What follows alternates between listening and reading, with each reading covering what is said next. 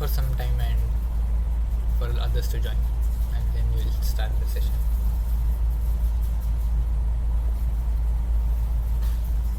Till then, if you have any doubts, you can ask. We can go over that.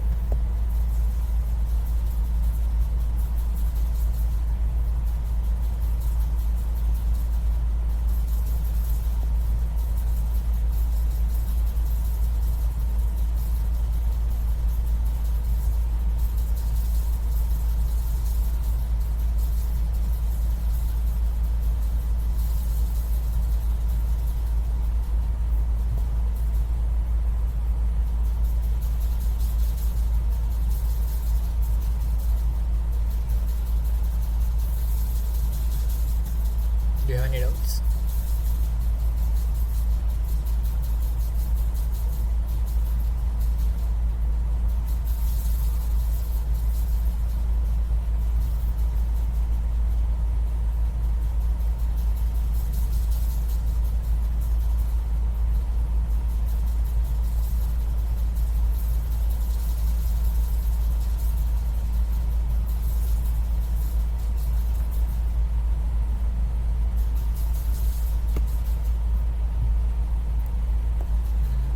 I'm not able to hear you.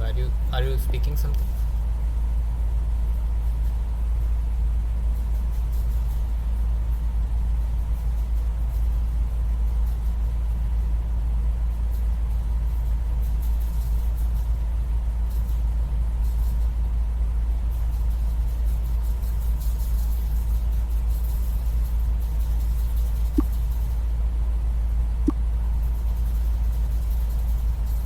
Okay.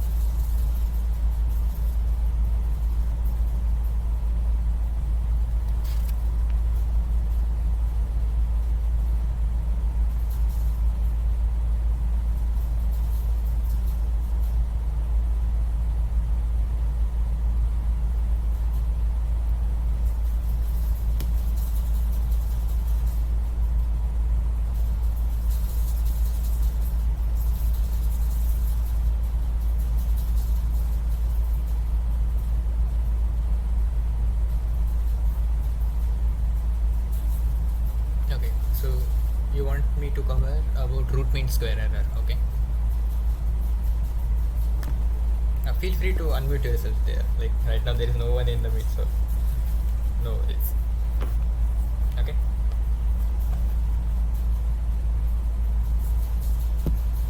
So we'll first start with the. Okay.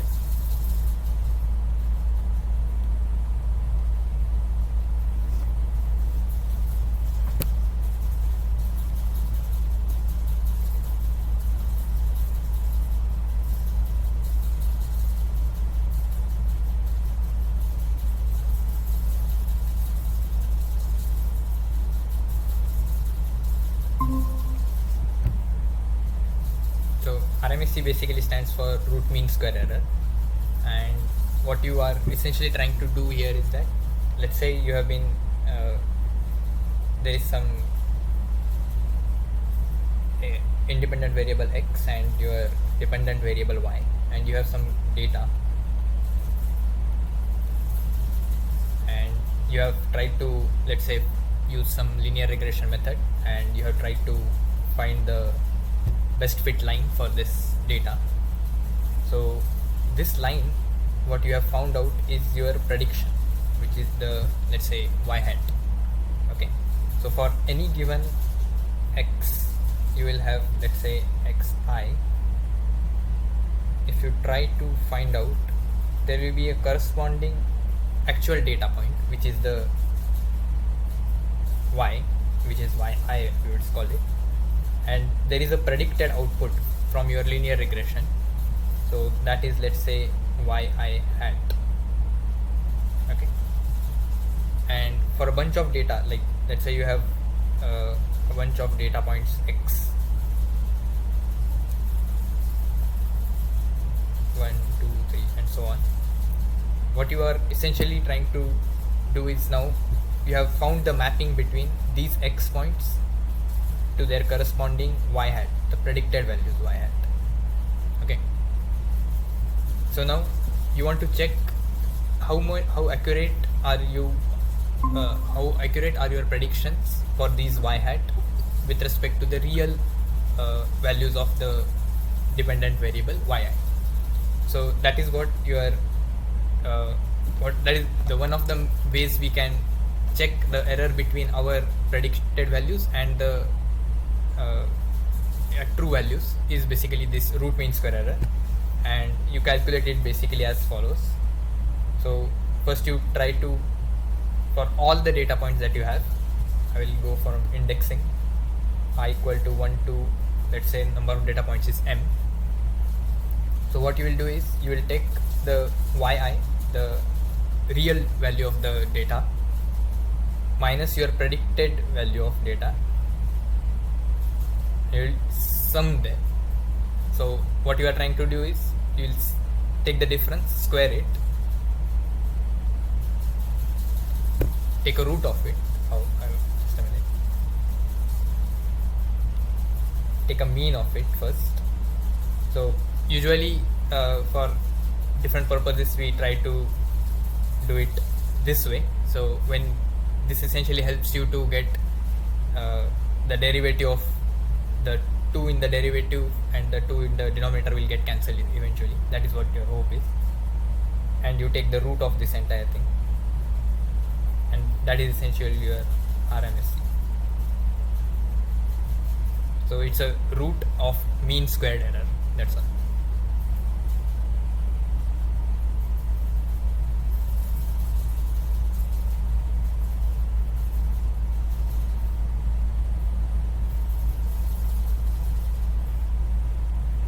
Is your doubt clear, Shiva?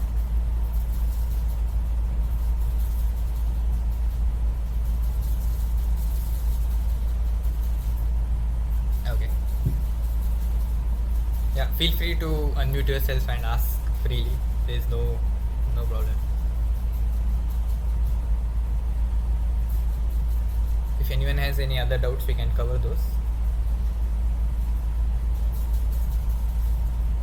By the way, for new people here, let me introduce myself once. So I'm Vallabh Devakar, and I'm a PMRF scholar in studying in. I'm currently pursuing PhD in ocean engineering at IIT Madras, and this session for the optimization toolbox and the week 4 content of the course I will be conducting today.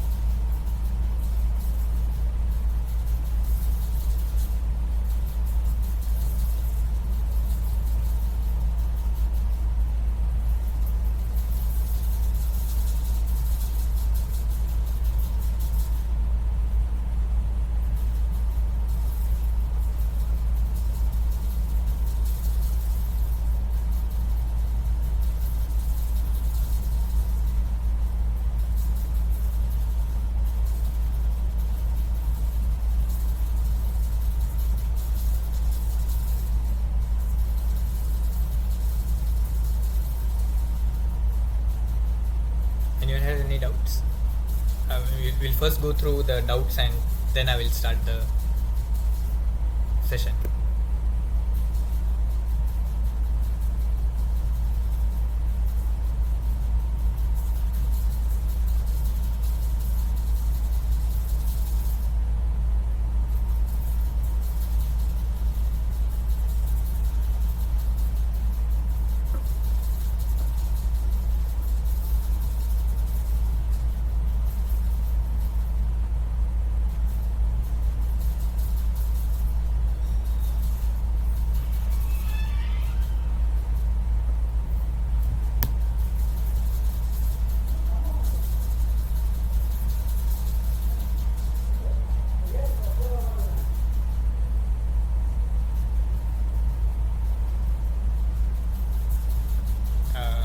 So I guess no one has any doubts. Then we'll start the session.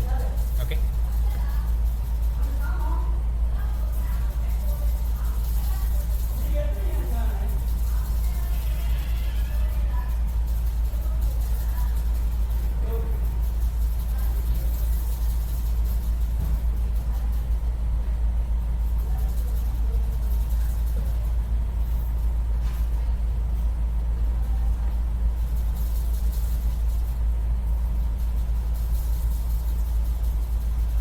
So today actually instead of going just having some problems, I thought of, since most of the content from this point onwards is more going to be on the algorithm side, I thought maybe we can discuss while seeing some code in action.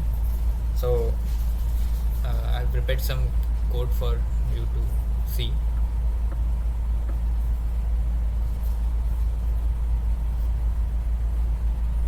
Is my screen visible?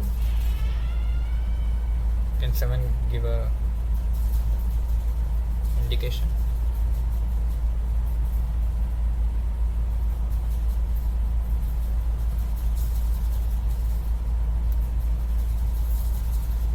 I'm sharing a code. Is that visible?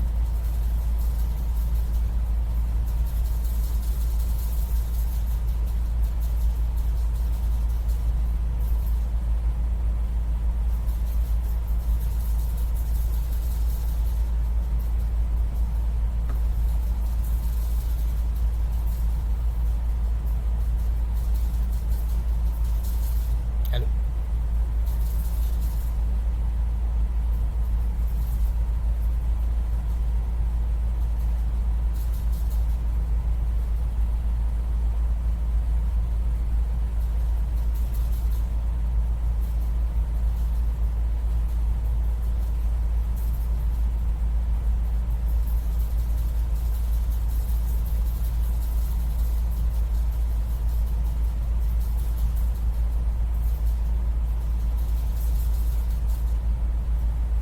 Hello? Am I audible?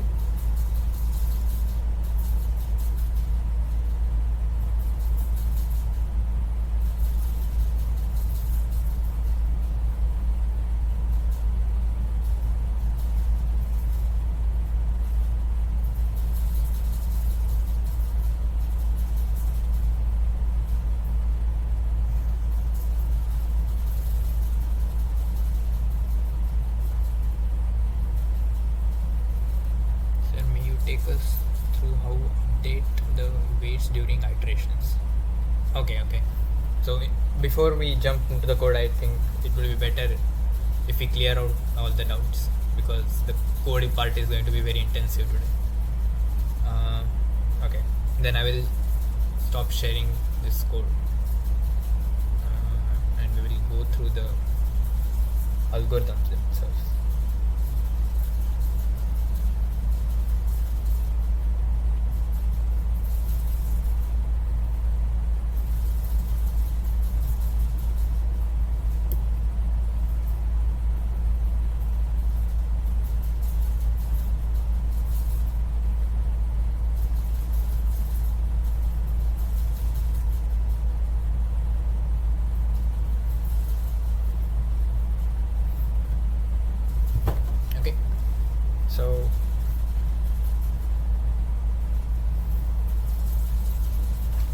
essentially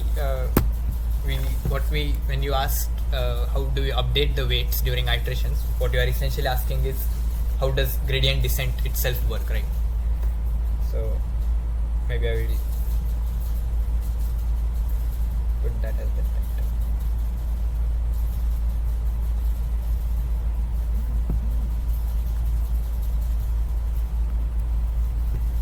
So essentially, whenever you are trying to solve any machine learning problem, there is a general setup that you can imagine. You will have some independent variables, and I'm going to now put them into a matrix of this form. And these are the independent variables, let's say x1, x2, x3 and x4. And the reason I put them into a matrix, so each of the rows of this matrix are going to denote a unique data point, okay, a new data point, okay, and each of the columns are a particular feature, okay. And what you essentially want to try to do is there is a mapping between these input features and some desired output variable, let's call it y, okay. For each of the values of x1, x2, x3, x4, there is a unique value of y, and we want to essentially find that function mapping f of x1, x2, x3, x4, which will map you from this function to y, okay.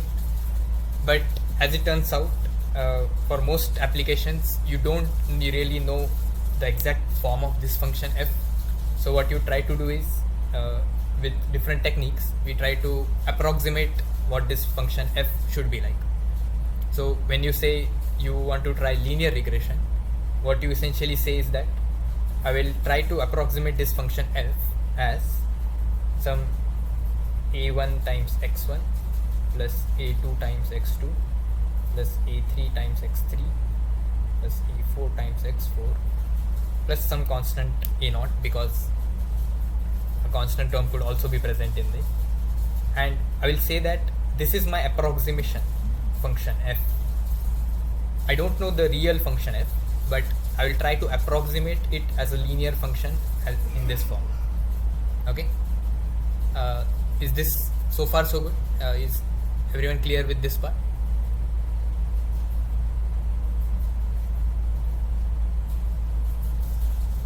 Okay, so now once you have set up this premise, what you essentially try to do is you try to find, so now your goal is to essentially find these constants a1, a2, a3, a4 and a0, okay. So you have a bunch of data, you essentially try to make it into a matrix form, let's say. Then you can write this as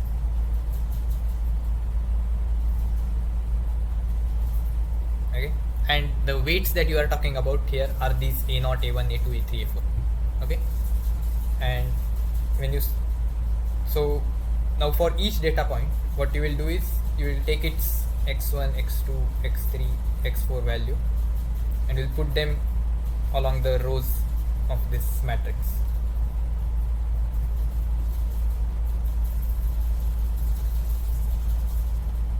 And for each of the corresponding x1, x2, x3, x4, you have a corresponding y. So let's call this y1 for okay, y1 for the first data point, y2 for the second data point, and so on. Okay. Now when we try to so once we have set up this premise, what we essentially want to do is we want a objective function or a cost function to determine how whether these values of these a parameters which are the ones we want to find out, how correct are those. Basically that is what we essentially want to find out. So we define something called the cost function. So that is what the you must have seen in the lecture notes. So this is that cost function j, and let's say you have an m number of data points.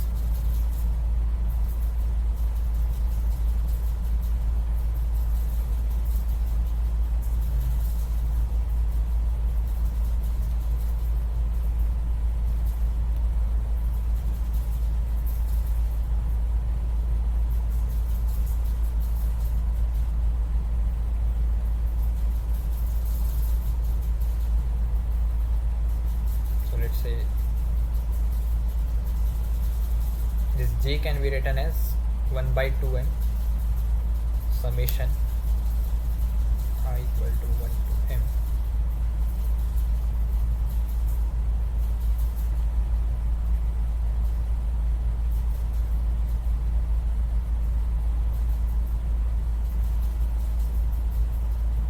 Okay, now this yi hat that you are saying here is your prediction of what the function value should actually be, whereas yi is your actual data point. You know what, for a particular data point, for some given x1, x2, x3, x4, what is the corresponding y value. Okay, so once you have formulated this, so the cost function is essentially your choice. Okay, there are many different ways you can formulate a cost function, but one of the standard ways of doing it is this squared loss. So that is what we will focus on for this example. And what you essentially try to do is you try to find out, so now yi hat is what, that is your prediction of what yi should be. So that you can kind of expand and write it as, so this was your yi hat. Okay, so you can write it as a naught for any given a naught. Okay, a naught, a1, a2, a3 for particular iteration. These are your values of a naught, a1, a2, a3. You can put those in.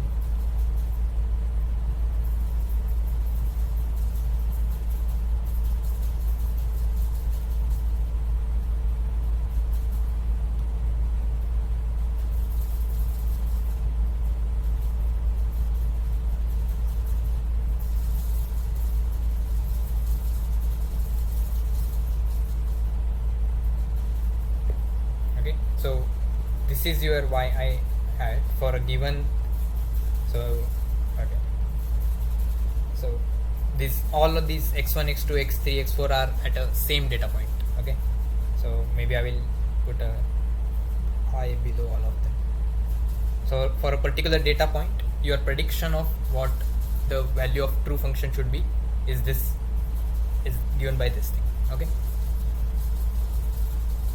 now you try to substitute this into the cost function j, and you end up getting a form of this type.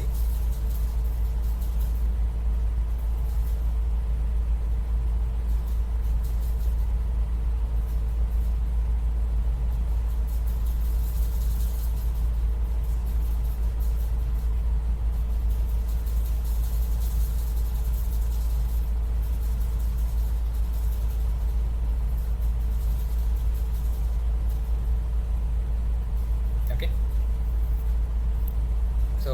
so far everything is good. Everything is getting this.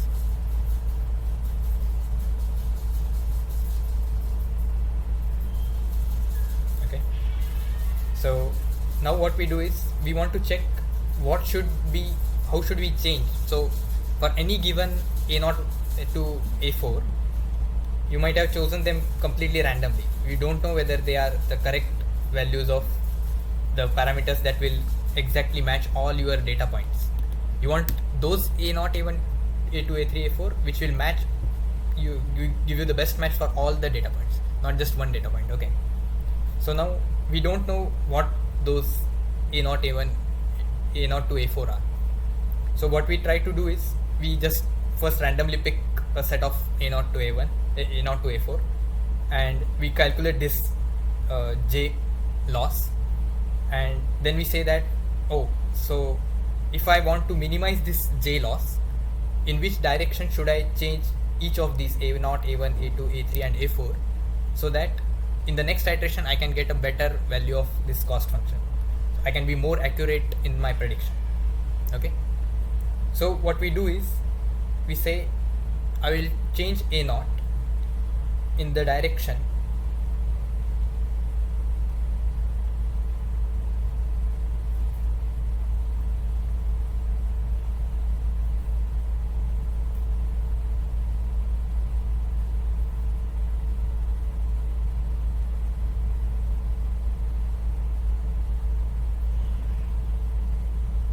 so dj by dA naught, this term essentially what it means is you want to update, you are essentially taking the derivative of this j, which is the cost, and whenever you take derivative you essentially mean that how the value of j is changing when I change the value of a naught. That is what a derivative essentially means. And dj by dA naught specifically, it means in which direction should I change a naught so that my cost j will increase the maximum. Okay, so gradient is actually a direction of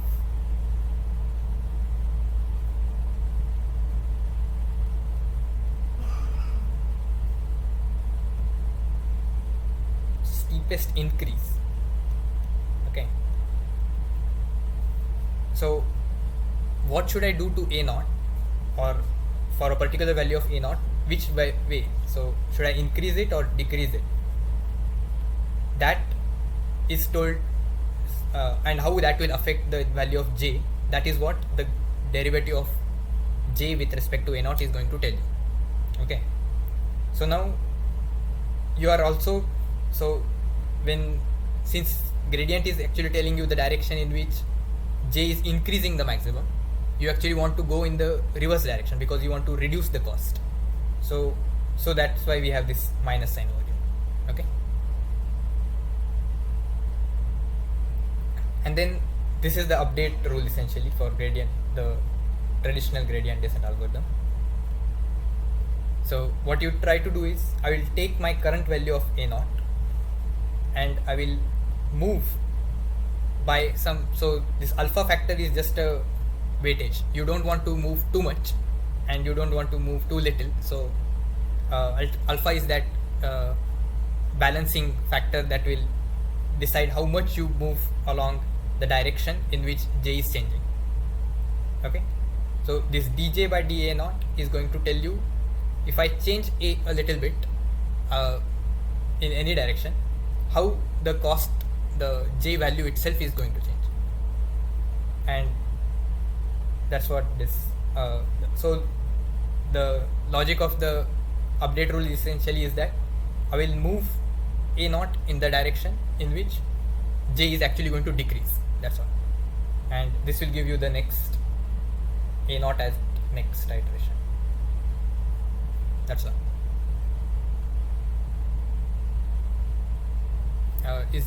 Are there any doubts in this part? Okay,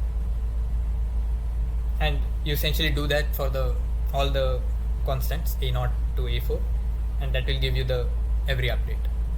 Note that you are evaluating this dj by dA0 at the current value of a0. Okay, current value of in fact all the parameters, not just a0.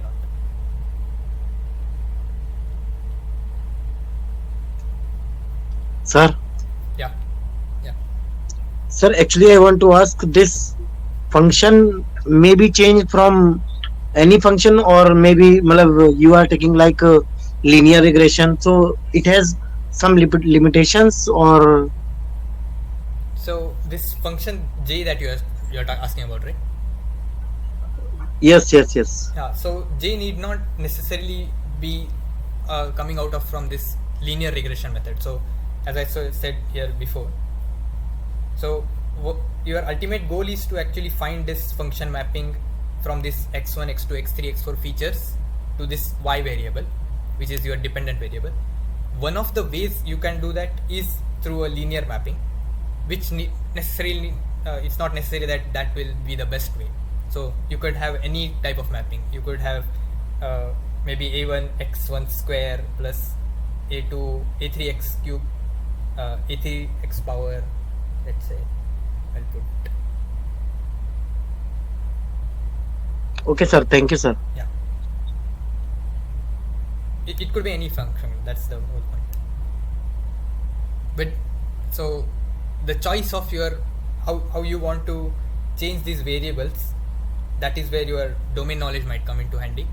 So uh, if this function value y, you know what it is, and you know how it affects from these variables x1, x2, x3, x4, you can accordingly change your candidate function, and you can get a better kind of fit. And it's, when you actually apply things in practice, you would actually want to use your domain knowledge and consider what this function mapping should actually be, rather than fitting a linear, any random linear regression model, or a black box model like neural network also.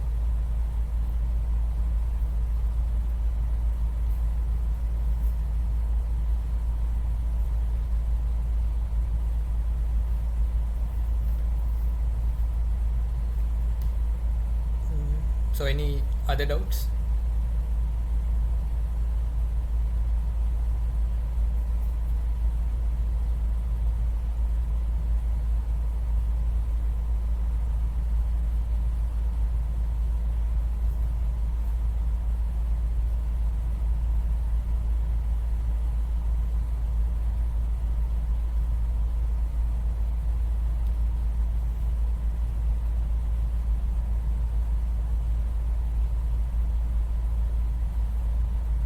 If anyone has any doubts, we'll try to cover those first, because I actually have, today I have planned for sharing some codes, and to discuss those, some good idea of this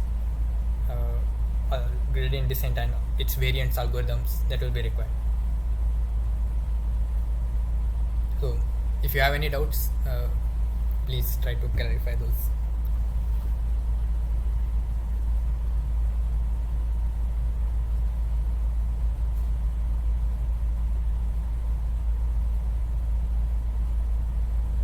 We'll wait for 5 minutes, and if no one has any doubts, we'll move to the code.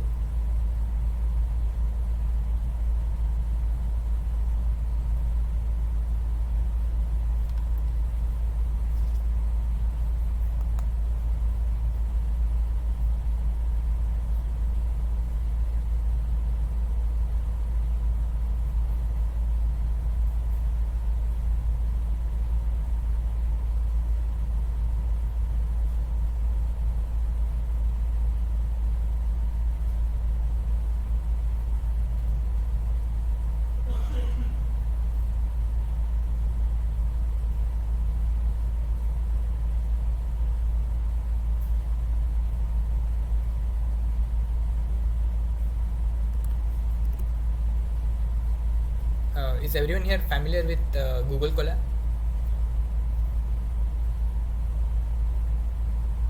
Can I get a raise of hands? Okay.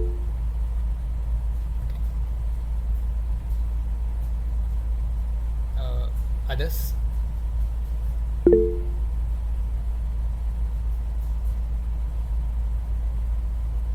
Okay. Okay, Rajat is not familiar. Okay.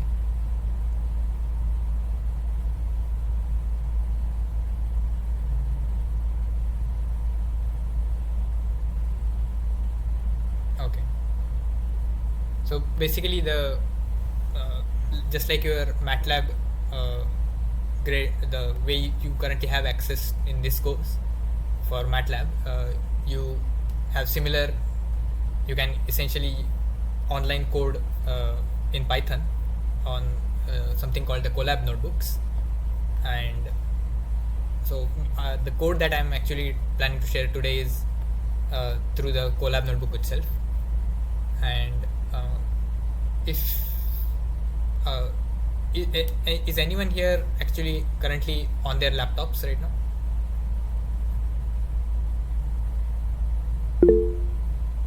Okay, so I will share a link.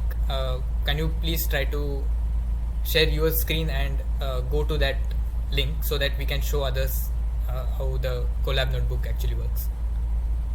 Okay, so I will stop sharing my screen over here.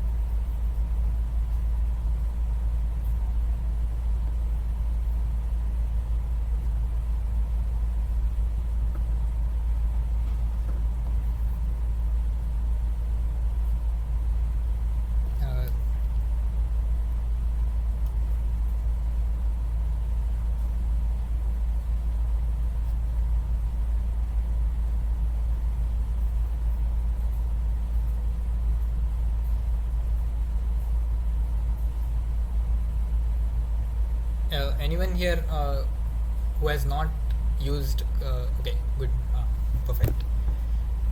So yeah, a Colab notebook is essentially looks something like this, and the link that I have just now shared with you, if you click on that, it will lead you to this particular thing.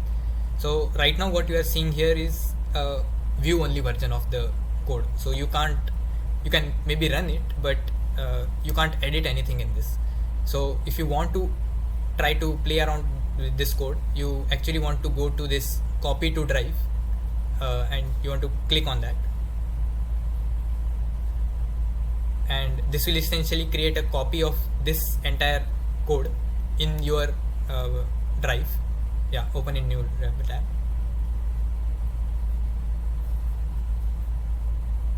and can you share us that tab? Yeah, so this version of the Colab notebook, the same Colab notebook that I shared, is now accessible and editable by you. So you can play around and change the numbers here and see how it works out. So yeah,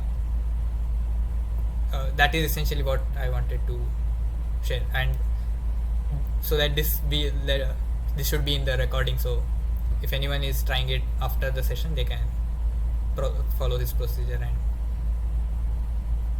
access the code. Okay.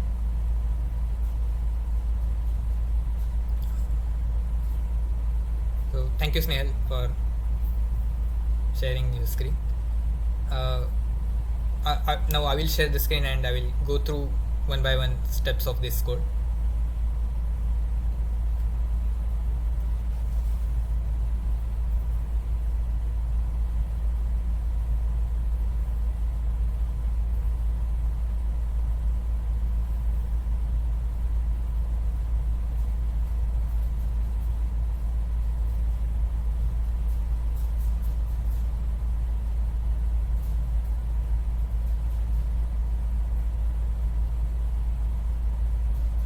So okay, I will share my screen now.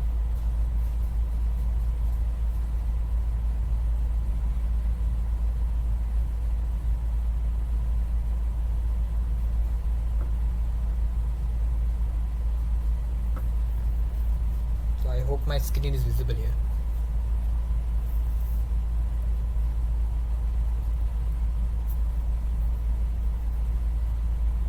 Can I get some feedback?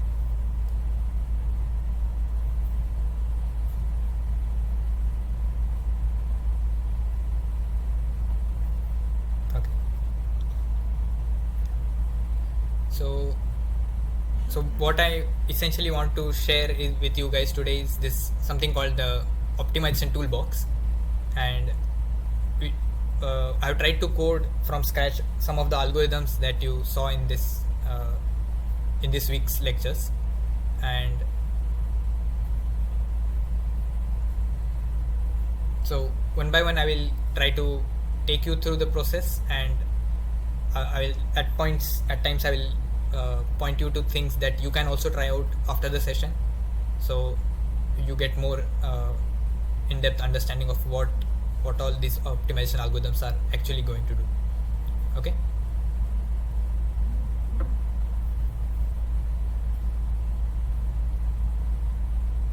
So our what can I say, sample function for this session is going to be something called the Rosenbrock function, and it's also called a banana function, and there is a reason why it's called banana function, and you'll see that soon enough. So this Rosenbrock function is actually a very it's like a benchmark. So any new algorithms that people develop, they try to check whether the effectiveness of these algorithms against this function, and the function that we are going to see today is only the bivariate version of it. So there are only two independent variables here, x1 and x2, and the function value is depending only on those. But in general, people try to analyze their algorithms against many different number of variables, and they will look at properties such as how fast the gradient is converging, whether it is getting stuck in the some local minima, or so on. So they will try to see if their algorithms are working perfectly or not, based on the like using this function as a benchmark. Okay. So maybe I will try to show how this function actually looks like. So as you can see here, so this left side you can see the 3D surface plot of the function, and as you can see here, it's quite a complex function. So you can imagine there is a region here in between, which essentially gives it its name, the banana function. Actually, if you look it from top, and the side on the side you can see the contour plot also. So that contour plot essentially looks like a banana, that's why they call it the banana function. And then as you can see here is that all this dark blue part of the function, that is more or less the gradient has kind of reduced at that point. So the function has kind of become flattened, and essentially that is one of the biggest problems for any type of gradient descent algorithms, because if the gradient itself has vanished or the function has become flattened, then you don't know in what direction you should move to reduce the function value. And that's why this function is actually being useful in acting as a benchmark. Okay. And you can also see that at various points it is rising up very fast. So in a very short time it will jump to a very high value, and then that essentially helps you see whether your algorithms are, or the parameter values that you are using for tuning, are they going to be correct, or are they going to lead to diverging solutions, or whether you can actually achieve convergence, or whether it will go into oscillation, and so on. And for different algorithms we will try to see that today. So here I have written two functions for basically calculating the gradient of this function. So looking at this function, can someone tell me what is the global minima of this function?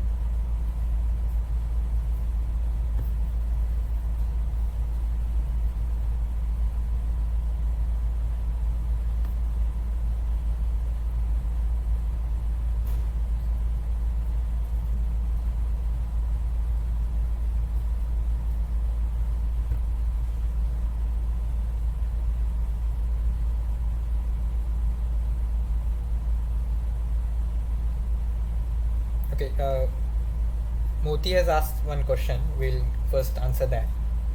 So he says in contour plot we just need Z, no need for X and Y, and as they are not used in the code while plotting contour. Okay, so a contour plot essentially is what you can consider. So imagine this 3D plot of the function, and you try to take a slice, like just cut a slice parallel to the xy plane.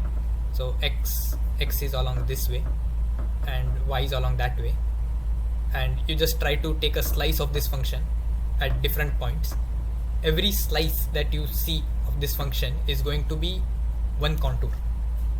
Okay, so a contour is not only about the z value.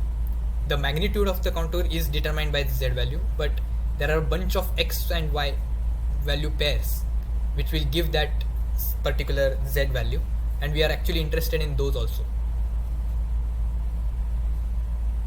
So is that answering your question?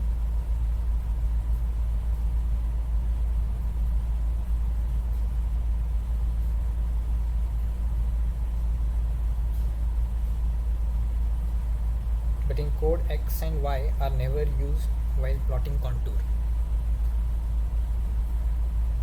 Actually they are. So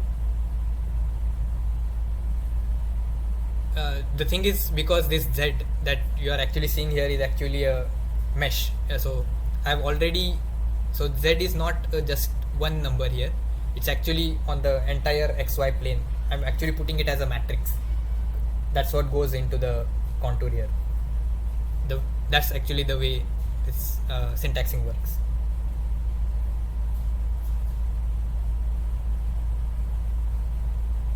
Okay. Yeah.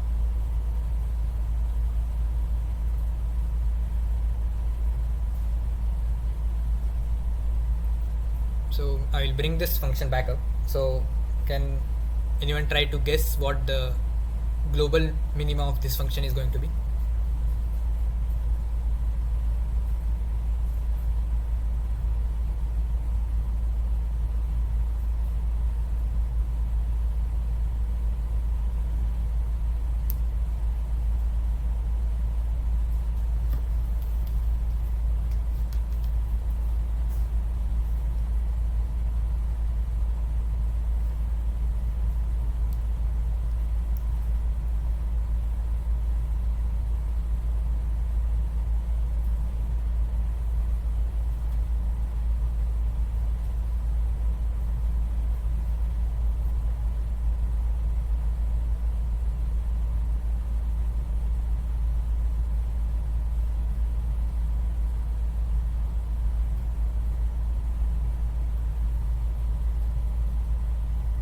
We'll wait for 2 minutes because there is some intuition that I would like you to come across when trying to find or trying to guess what a global meaning of a function could be. So before directly jumping to the answer, I would like you guys to ponder upon this point.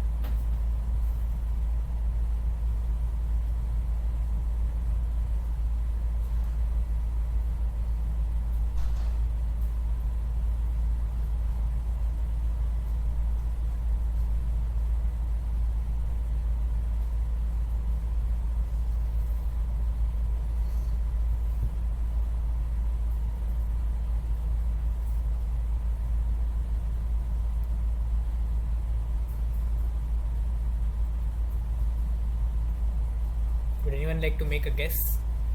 I mean, there are no negative marking for wrong answer or anything like that. So just feel free to just a guess.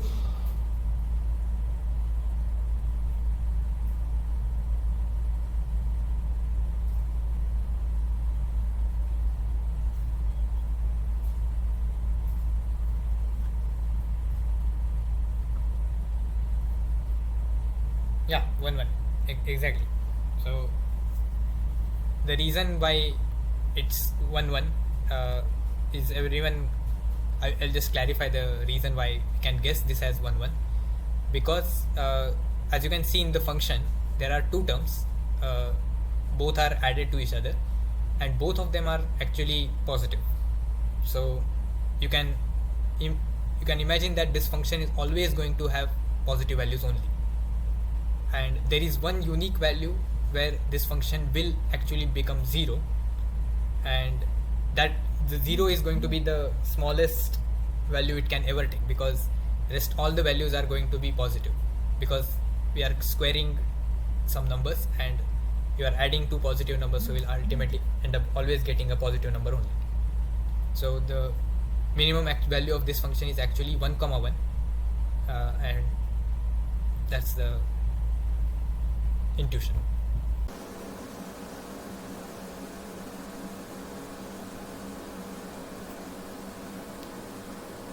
So hello, this is actually a re-recording of the session that we conducted yesterday, and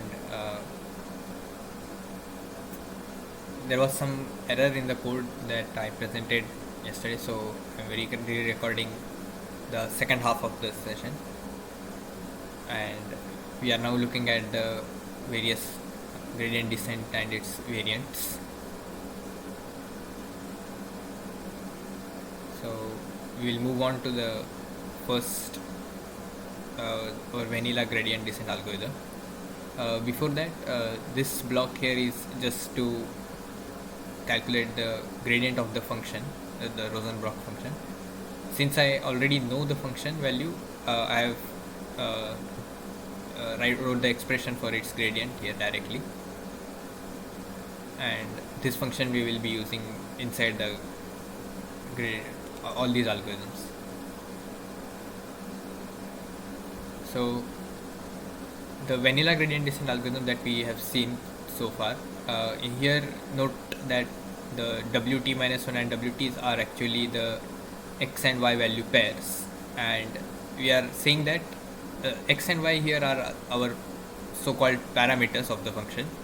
So imagine the Rosenbrock function is denoting a cost function, and x and y are your parameter values, and you want to move in the direction of x and y in such a way that this cost function value is decreasing. Okay, so as you know, the classic gradient descent algorithm, we try to move along the direction of steepest descent of the function, and gradient is basically giving you the direction of steepest ascent, and we are making a negative step in that of that direction, and we are also scaling that step with this alpha, which is our learning rate or step size. So, and that is essentially what we have coded over here. From our current position x1 comma y1, we are moving in stepping by this amount, alpha into the gradient in x and the gradient in y, that's why 0 and 1, and we return out the next x and y positions that we end up in. So I have chosen this point xi comma yi as the initial condition, and at various points throughout the code I've chosen some specific points to highlight some specific characteristics of this different algorithms, and it need not be necessary that you have to start from those things, but just to highlight some explanation points, I have started with those points, and I have set currently the number of iterations to 1000, and I have set the learning rate alpha is equal to 0.01 here. Okay, and this is the loop of gradient descent, and all of this rest of the code is just for plotting. So as you can see here, in 1000 iterations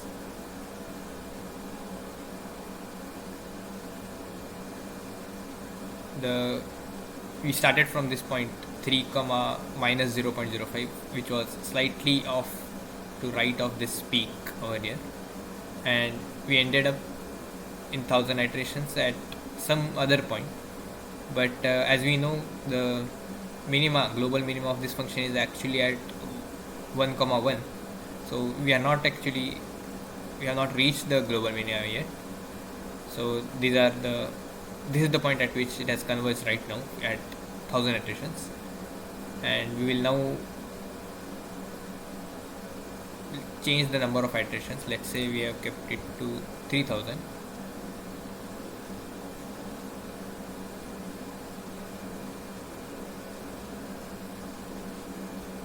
So we are moving slightly. We have made some more progress. The cost has now reduced. It has become 0.023, and we are also moving a bit closer to our global minima point in 3000 iterations, and we can similarly keep on changing this number of iterations and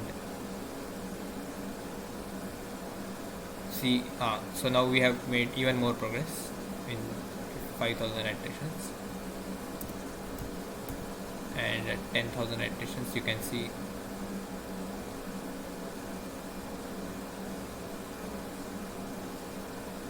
we have pretty much almost reached our global minimum point. And in practice we would actually have stopped at much sooner number of iterations, because we look at whether the cost is reducing much or not, and that will be our stopping criteria, instead of keep going on increasing the number of iterations. And okay, so this is the vanilla gradient descent algorithm. And so one common problem with gradient descent is actually that if the function has flattened a lot, the updates with the constant step size may lead to oscillation in some scenarios, though not in this case. In general it could have happened.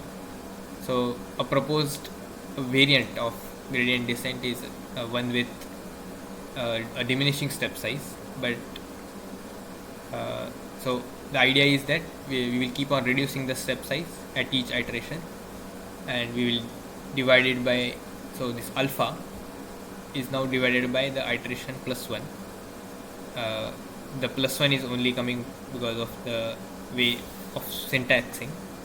So we will start with 0 iteration and then keep it increasing. So that's why this plus 1.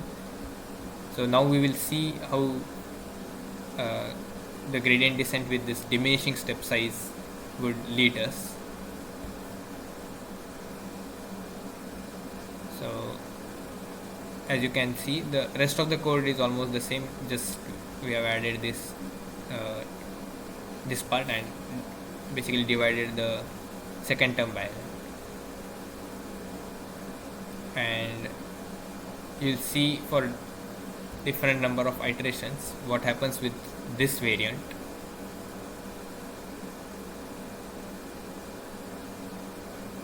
It looks like we have made slightly lower progress than compared to the regular gradient descent, and we seem to have reached this point, okay, in 1000 iterations, and we are converged to some other point which is minus 1 comma 1.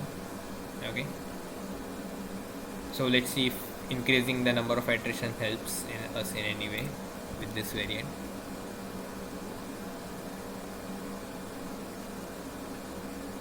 So I have increased the number of iterations to 3000 now, but notice that the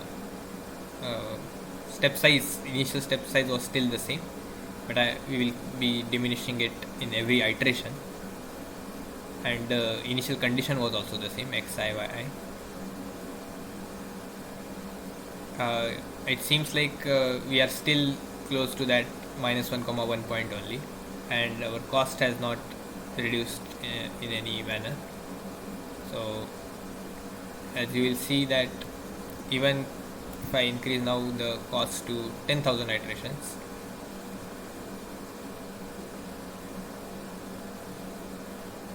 we are still stuck at that same point. So the main reason that this is actually happening is that the gradient updates or the step updates that we are doing at every time step, they are keeping on reducing as the number of iterations have increased. So even though the gradient is pointing us in some manner, some direction, as the number of iterations just keeps on increasing, the step size that we are taking is extremely small, and we have almost reached a sort of a flat line position, and we can't make any progress in any direction with this because of this reducing step size. Okay, so that is one variant of gradient descent, which is not really a good idea.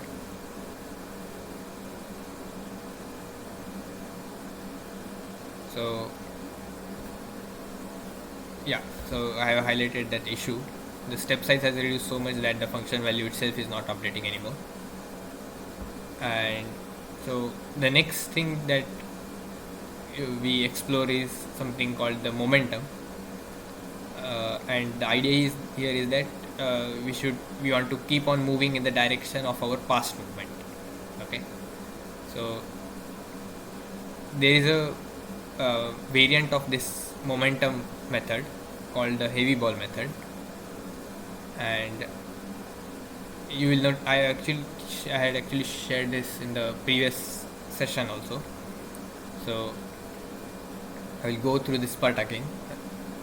So this is an example on some other function rather than the Rosenbrock function, but just to highlight the method and its characteristics, I have chosen this for now. You will notice that in this update rule, along with this usual part of wt minus 1 minus alpha into gradient of wt minus 1, we along with that we have this extra term, which is beta times the difference of the past and the current weights, and you will see that how this term is actually saying that look at how the variation of our current has happened with respect to our past, and you keep on going along that same variation. Okay, that is what this method is actually saying us. So you will now see how that affects our gradient descent. And in general, gradient descent has a kind of a pitfall, which is like it might get stuck into a local minima. So the idea with these momentum methods is that we can overshoot ourselves out of this local minima and move towards the global minima if we use this momentum term. Okay, so for this variant, I have chosen this function f of x, which is shown in blue here, and we have started at this point 3, x equal to 3 on this function. So this is a different function. This is not the Rosenbrock function, but just to highlight the algorithm, I have used it for now. And you will see that this right side dip of the function is actually a local minima, and the left one is the global minima, and we want to reach that left side one. So I have set alpha as 0.01 here, and beta, so which is the momentum terms coefficient, I have set that to 0.4 for now. But you will notice, you are seeing that our algorithm's successive steps have landed up in the local minima here. So if I increase let's say I increase it to 0.7, you will see that the algorithm manages to escape this local minima, and it stumbles and moves into the global minima. Okay, but increasing this beta vector too much is also not good. And if we test it for 0.9, you will notice that the algorithm will actually diverge, as you can see here. So the momentum was high at this point, that it overshot the space, and it kind of started moving back and forth. And if we go even higher, you will see that the solution diverges, yeah, as you can see here. Okay, so it's also a balance of both these terms now, the your usual learning rate alpha and this new parameter beta that we have to manage, and we have to tune both of them and uh, see the performance of our algorithms. So coming to the momentum method that you actually saw in this week's course lectures, and I have also linked the article about the same. So in this method, instead of it's a slight variation of the heavy ball method. Here we actually have the gamma times this delta is actually our previous so the basically the step that we are taking overall. So wt minus 1 is our current weights or xy values, and delta is the step that we are changing both of the x and y values by. Okay, so that is what this delta is denoting here, and the delta is actually calculated by this part. And you will notice that compared to the previous one, the heavy ball method, if I bring both of their rules update rules here, so this is actually when you subtract over here the minus alpha times grad of w of the f of wt minus 1, that part is still the same, but in addition, instead of having this term, we are having gamma times delta wt minus 1, which is actually the change that we did in the previous iteration. So in the previous iteration we moved by delta wt minus 1, we are scaling that by this factor gamma, and that you are adding to the change that you are about to make in this iteration. So you will notice that this makes us go a bit further. Okay, so instead of just changing by alpha into gradient of wt minus f at wt minus 1, we are going a bit further ahead and adding this more term, and we are making more update in one step.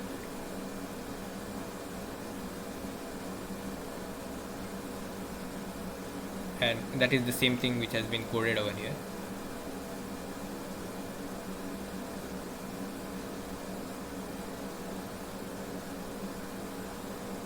So before we directly jump to that point, we will explore different values of the gamma parameter. So I have set the number of iterations to 1000. The initial point is still the same as we saw in gradient descent. The update rule, the step size is still 0.001, and the gamma value, which is the coefficient of this previous step, that is currently set to 0.1.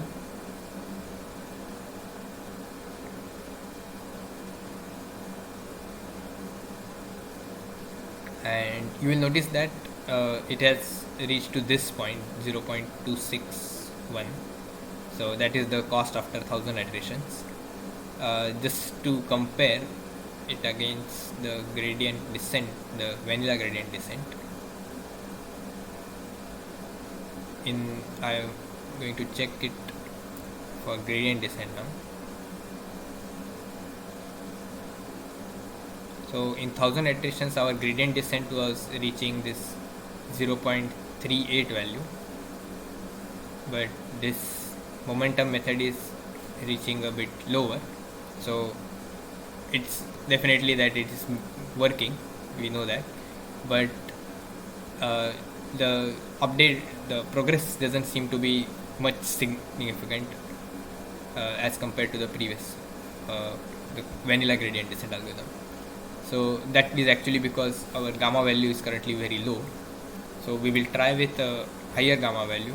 We will go for 0.5, and you will notice that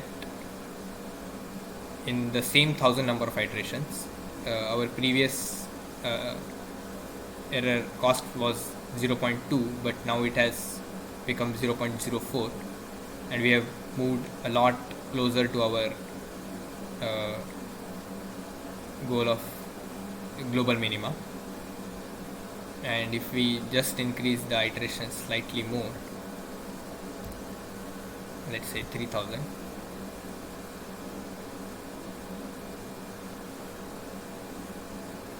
so we would have definitely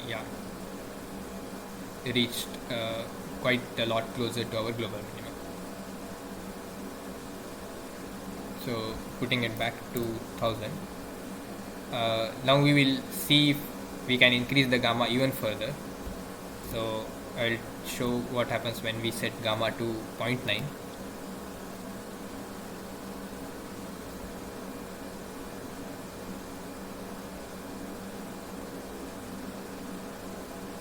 And you will see that it jumps a lot. So this is because the momentum was term the delta part that we were adding, that was much more than it should have been. So the solution is having a bit of problem with converging quickly, and it seems to be moving a lot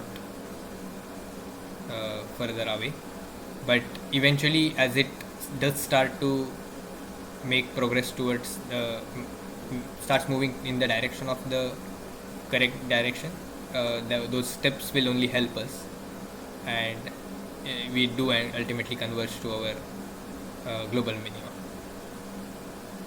Okay, but there are a lot of oscillations along the way and jumping around,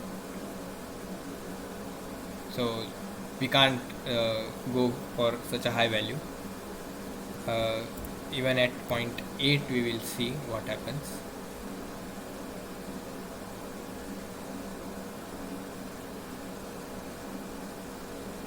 You'll notice that the oscillations are a bit low, and we have slowly converged to the global minima, but notice that this is all at still 1000 iterations only, and the amount of jumping around that the previous beta gamma value did, this is at 0.8, it's much lower, but there is still some overshoot that happened at this point. Okay, and if since this function doesn't really have a some local minima, uh, if our cost function actually had some uh, local minima, this overshooting might not have helped.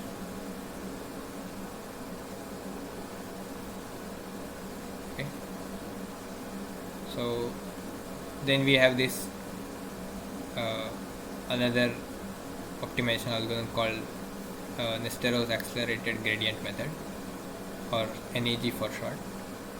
The idea of this is actually introducing this look ahead part, and this was this WT minus 1 minus gamma times delta WT minus 1. This is actually the part which is helping us look ahead. So we are essentially, when imagine WT minus 1 minus gamma time. So as you can see, our step, or actually our change at every iteration, is this delta WT minus WT.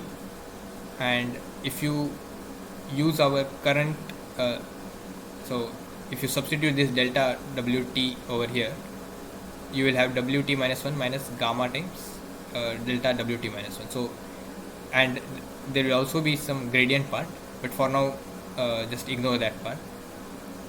So what this energy method is saying is that before actually making the step, we will see where what is the gradient at the point where we will end up. So, okay, so that part is what this uh, method is actually saying. So the whole funda, as they say for this method, is that you look before you leap. So instead of directly making that change as we saw in the momentum method, we'll first see what is the gradient at the point that we are going to end up, and then we will make the change. Okay, so we'll see how this method affects the performance. So I've still started at that same initial point xi yi, and the iterations are still kept to 1000, and the alpha value is still 0.01. Notice that now I have kept gamma as 0.8, which was the same gamma that we were seeing for the momentum method. So I will show that again. So momentum method 0.8 gamma, you had this big overshoot, and so using this NAG method, we will see whether that overshoot part could have been avoided. So yeah, as you can see here, the overshoot has considerably decreased over here. So the function did not overshoot as much. So that is the overall benefit of using this method. So you look before you leap, and yeah, that's it.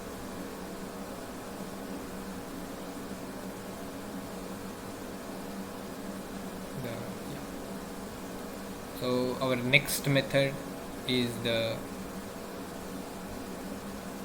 RMS prop method, which is the root mean square propagation method.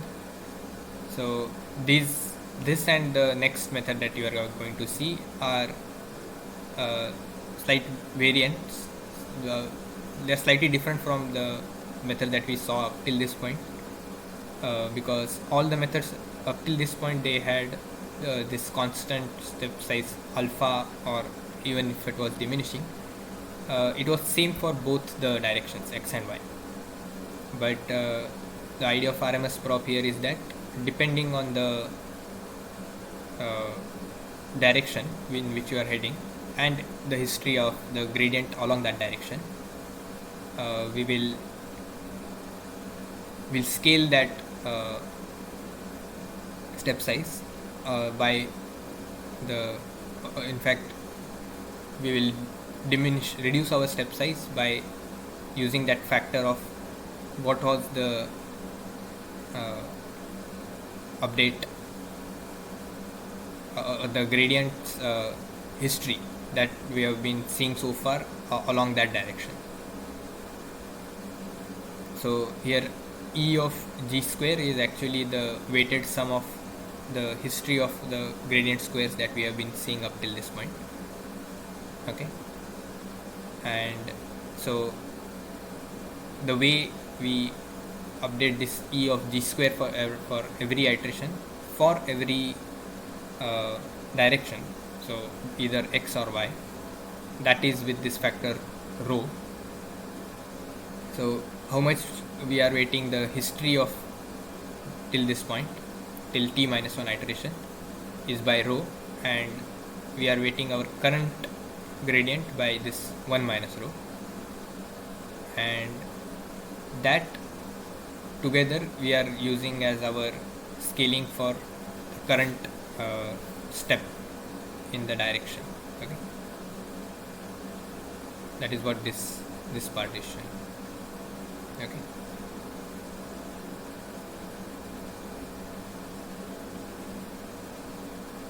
and that is essentially what has been coded over here, and you can check once and verify if that is the case. Also, if there are any errors in this implementations, please do let me know. I would appreciate any feedbacks. So here we are looking at 1000 iterations, and but now for the sake of this explanation I have changed the initial condition. So I want to make some point which you will see later down the point. uh, Now we will see what happens with this point at 2 comma 0.15, this initial condition. I have set the step size as the initial step size as 0.01, and this row factor I have kept it at 0.9.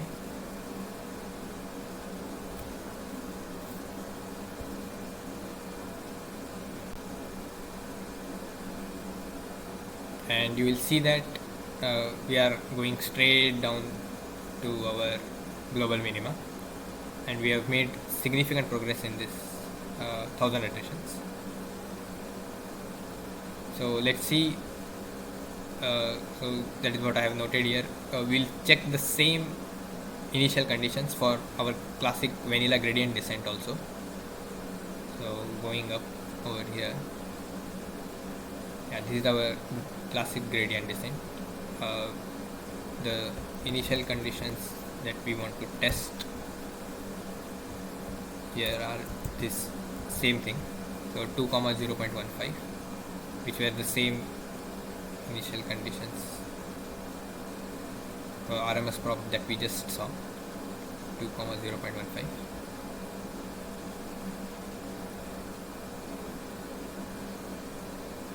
And we'll see the performance of gradient descent for the same 1000 iterations. You will notice that gradient descent kind of jumped out,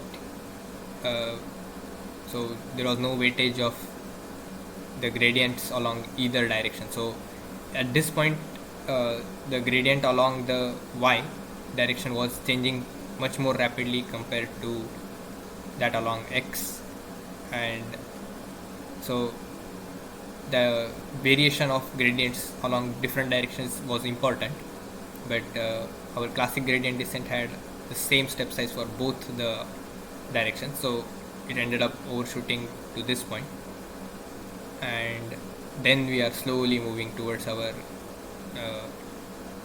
global minima, but eventually we will still reach our global minima with increased number of iterations, but having a different step size depending on the direction in which we are taking the gradient can help in some situations, and that is what RMS prop is actually suggesting.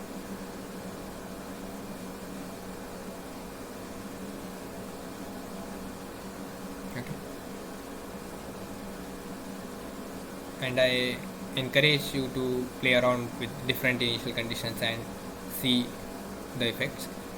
The initial conditions that I have chosen and the parameter values that I have chosen throughout these explanations are just for the illustration purposes, to highlight some of the points of these algorithms and some benefits that they bring in.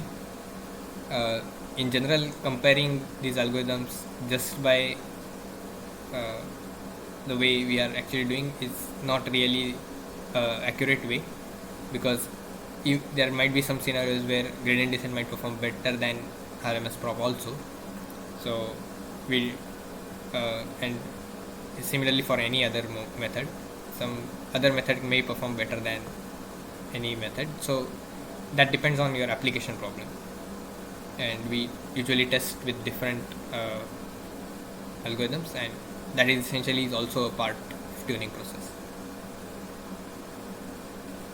Coming to the last algorithm here, which is the Adam optimizer. So as we saw in RMS prop, we had this weightage of the second moment or of the gradient. So this g square term is actually like a second moment, just that it is not mean square, but it is a moment of the second moment of the gradient. Adam also introduces the first moment, which is this as mt plus m term over here, and v is our second moment part. And so as you can see here, it's gradient squared, and it's weighing with the previous. So beta 2 here is acting very much similar to the rho in our RMS prop, but we have also introduced this beta 1, which is kind of like we are now weighing the first moments of the gradient also. Okay, so the weighing factor for first moment is beta 1, weighing factor for second moment is beta 2, and we are going to use both of them in our update rule to find out our step that we are about to make, the total step that the algorithm proposes.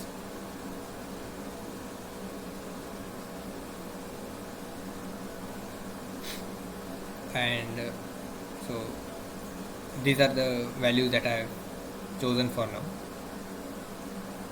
So number of iterations is 1000, and this is the same initial condition that we saw in the for RMS prop. And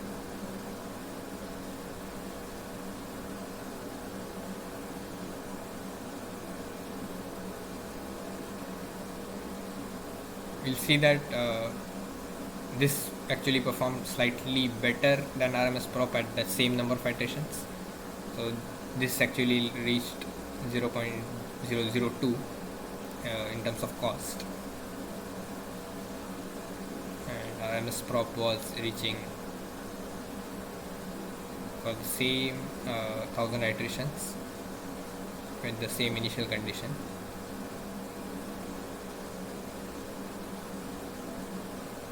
So RMS prop was reaching, though the difference is not significant, but you can see that the Adam optimizer did slightly better,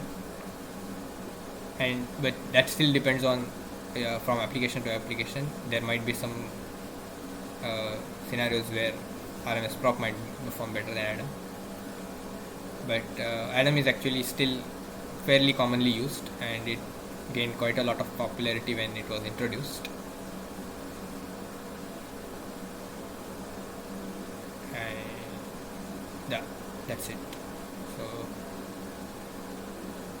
these are the different algorithms, and there are many more various optimization algorithms, ADA delta, ADA grad, and so on, and you are actually welcome to try those out after referring to these things and see how they work.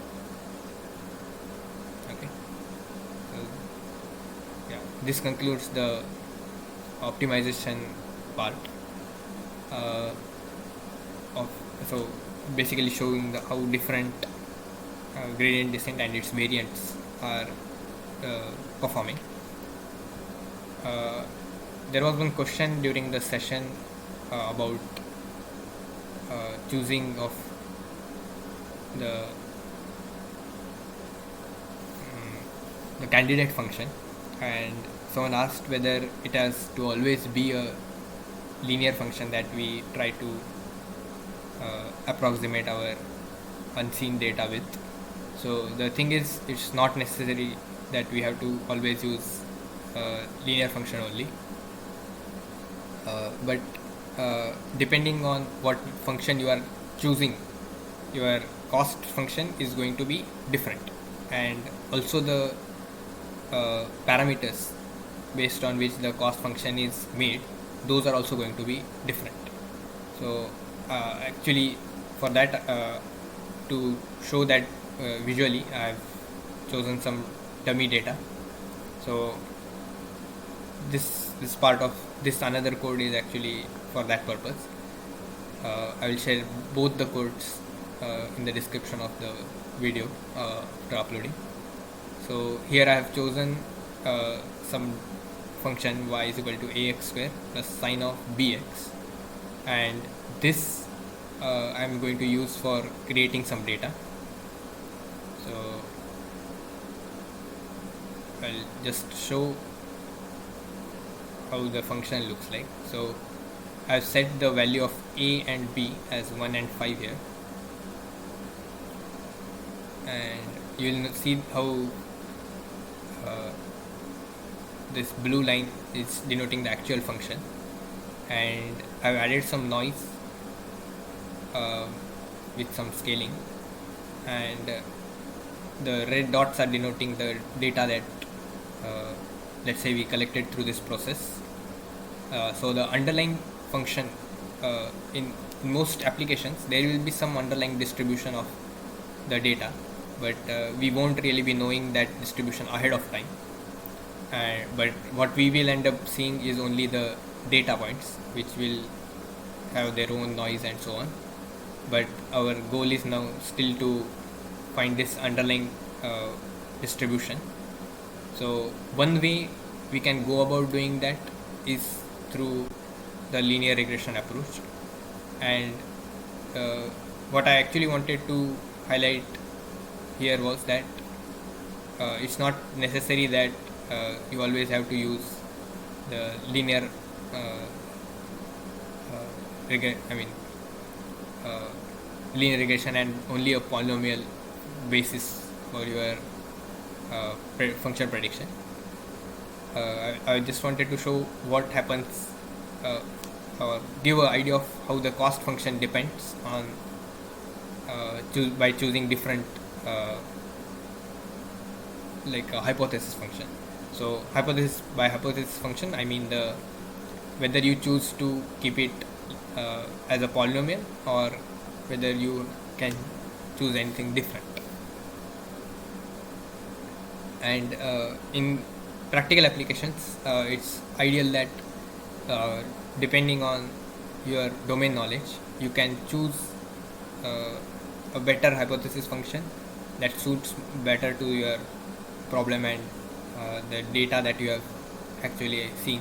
So rather than applying just some other or random linear regression model, you can apply the better hypothesis function, which is describing the physical phenomena that you actually experimented.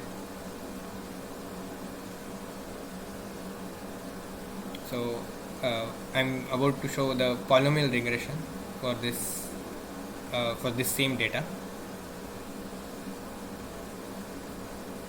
and so here I for the sake of this explanation I have chosen to remove the bias term. So in general you would like to keep the bias term, but for the sake of this explanation I have chosen to discard it. The reason is actually because at second order I actually wanted only two parameters for the function. So when you are doing polynomial regression and you set order equal to 2, you would ideally have the function that you are having is a quadratic fit, and it will have this in general it will have c2x square plus c1x plus some c0. But for the sake of this explanation I wanted to show with just two parameters, and I wanted to basically show how the cost function looks like in the parameter space. That's why even for 2 I wanted to show how the cost function would look like. That's why I have chosen to ignore the bias term. Now setting the order here is 2, so my hypothesis function is quadratic, okay, but without the bias term. That's all. So as you can see this is similar to what you saw in the this week's lecture notes. The fit on this data is of this sort, and setting it to 2 here is resulting in a high bias and low variance scenario. So it is underfitting our training data itself. That's why you can see the error is actually high here on the training data itself.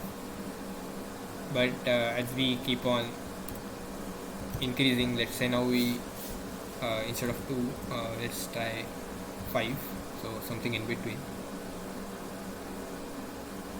You'll see that the fit has kind of changed now, but it's still not, it has still not progressed much. I will put the order as 10,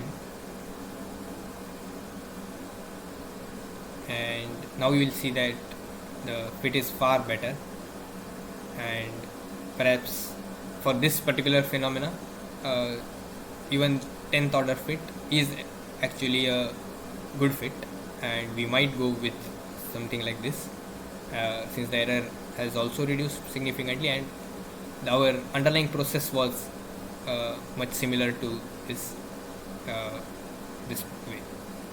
Okay, so this is the 10 is actually here low bias, low variance scenario.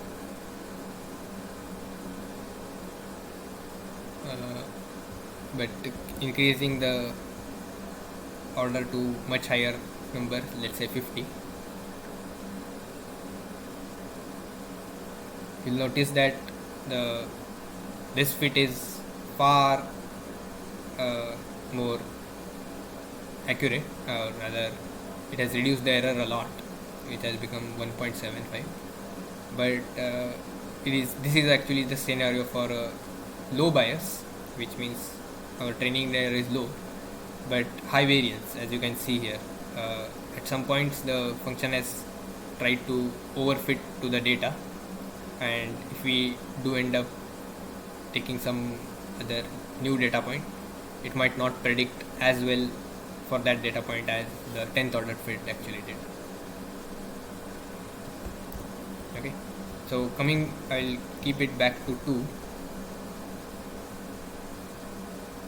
So the point I was actually wanted to make was that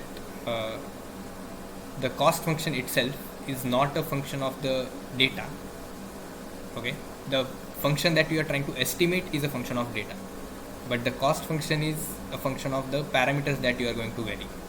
So for this scenario, our second order fit also had two parameters, which was the coefficient for x square and x, as you can see here. So our cost function is given by this 1 by 2n summation over the data points, c2 xi square plus c1 xi minus yi, and square root of that.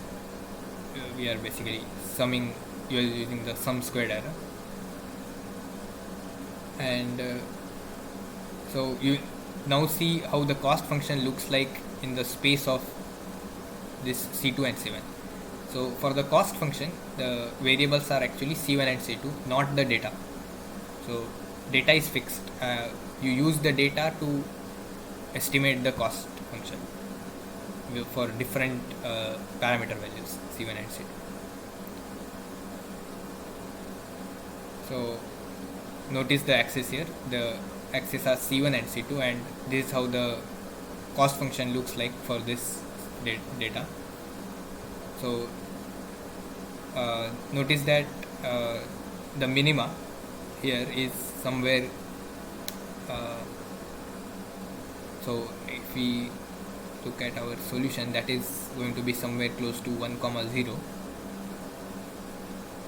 So for this parabola, like parabola object in 2D, in 3D, so we are having a minima at so x square's coefficient is 1 and x coefficient is close to 0. That gives us this kind of fit. So that is how the cost function looks like in c1, c2, and the z-axis is denoting the value of the cost function. But let's say we decide to choose a different hypothesis function, and since, let's say, by our domain knowledge we know what the underlying process should be, but we don't know the parameters of the process. So the chosen function was this ax square plus sine bx. So we don't know the value of a and b, but let's say for some reason we had a reason to believe that this is the it might be in some cases, let's say you are using some physics based principles, and you know the fit that you actually want the data to follow, and you ended up choosing ax square plus sin bx as your hypothesis function. So a and b become your two parameters, and so your cost will now be defined in terms of those instead of uh, c here. Okay, c2 and c1.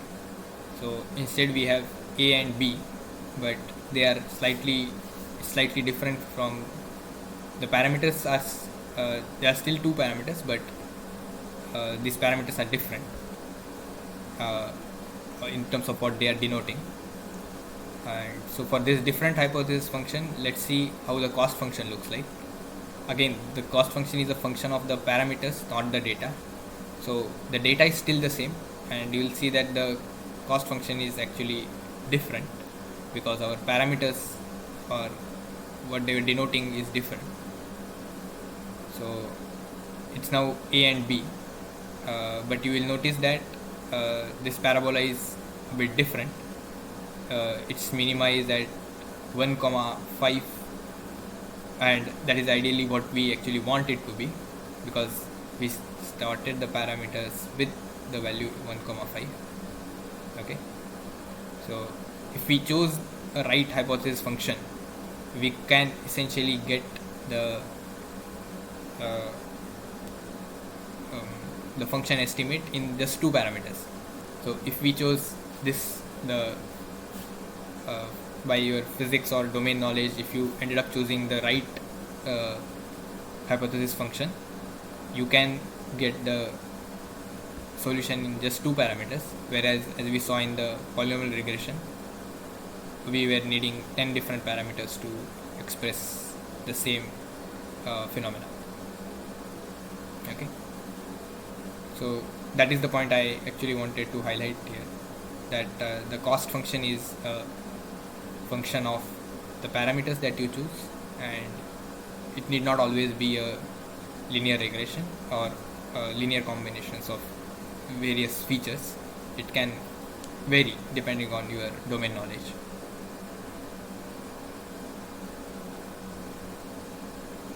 But in general, whenever we don't know the underlying process, we can go with the polynomial of it.